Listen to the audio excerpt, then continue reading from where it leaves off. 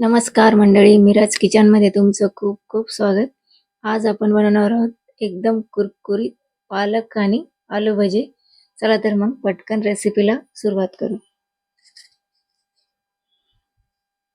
इथं मी 10-12 हिरव्या मिरच्या घेतल्या, 10-12 लसणाच्या पाकळ्या घ्यायच्या, त्याच्यानंतर 1 चमचा जिरं घ्यायचं आणि हे मिक्सरमध्ये बारीक करून घ्यायचं.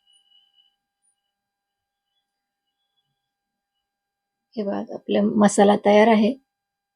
चला तर आपण इथं मी 1 गड्डी पालक घेतलाय, स्वच्छ 2-3 पाण्याने धुवून याला आता बारीक चिरून घ्यायचं आहे.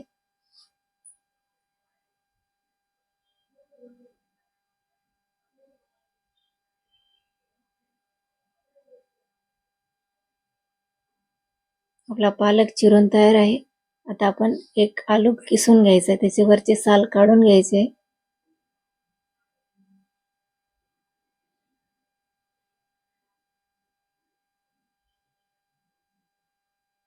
आणि आता याचे आपल्याला से पतलेसे चिप्स तयार करून घ्यायचे, कट करून घ्यायचे. किसणीने केले तरीही चालते.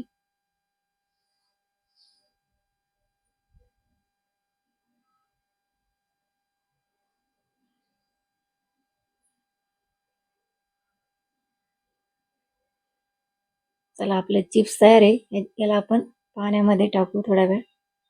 आता इथं मी 1.5 कप बेसन पीठ घेते. 1.5 कप बेसन पीठ घ्यायचे. त्याच्यानंतर आपण जो बारीक केलेला मसाला आहे तो घालायचा याच्यामध्ये.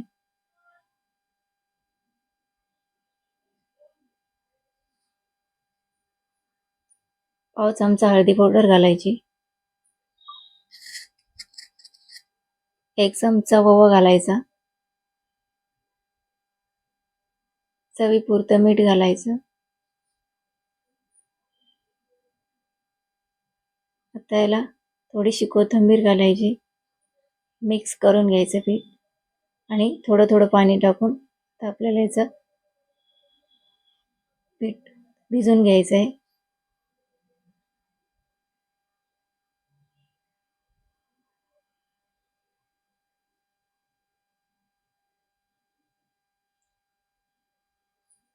हे विकतचं पीठ आहे, त्याच्यामुळे याच्यामध्ये गुठळ्या आहेत खूप. आपण हाताने याला चांगलं गुठळ्या मोडून घ्यायचे आणि व्यवस्थित भिजून घ्यायचं आहे पीठ. आता पीठ भिजून तयार आहे. कढई गरम करायला ठेवली, तर याच्यामध्ये तेल टाकूया.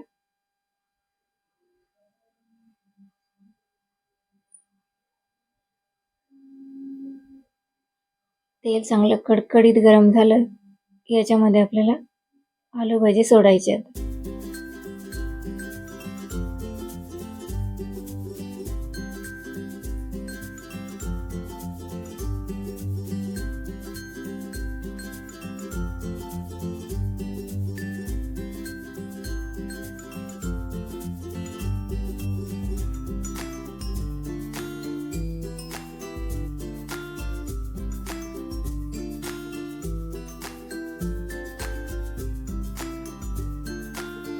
एकदम कुरकुरीत होईपर्यंत आपल्याला हे आलू भाजी तळून घ्यायचे.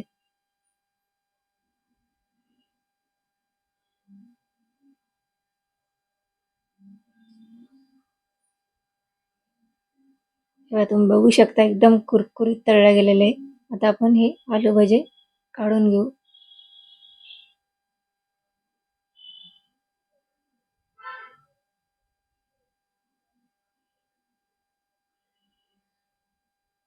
आता आपल्याला पालक भजे करायचे, तर ते सगळी पालक मी याच पिठामध्ये टाकून घ्यायची आणि चला चांगलं मिक्स करून घ्यायचे.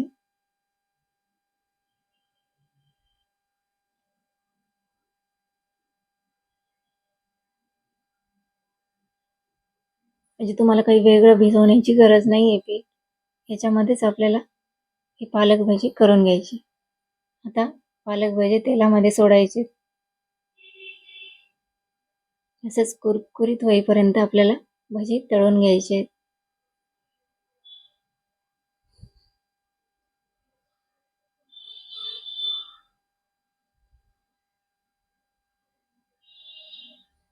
तर थंडीच्या दिवसामध्ये खूप छान पालक येते, एकदम टवटवीत.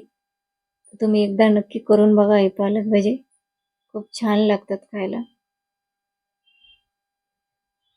तर मस्त कुरकुरीत आपल्याला सोनेरी रंग येईपर्यंत भजे तळून घ्यायचे. चला, तर कुरकुरीत आपले भजे तळून झाले, तर काढून घेऊ.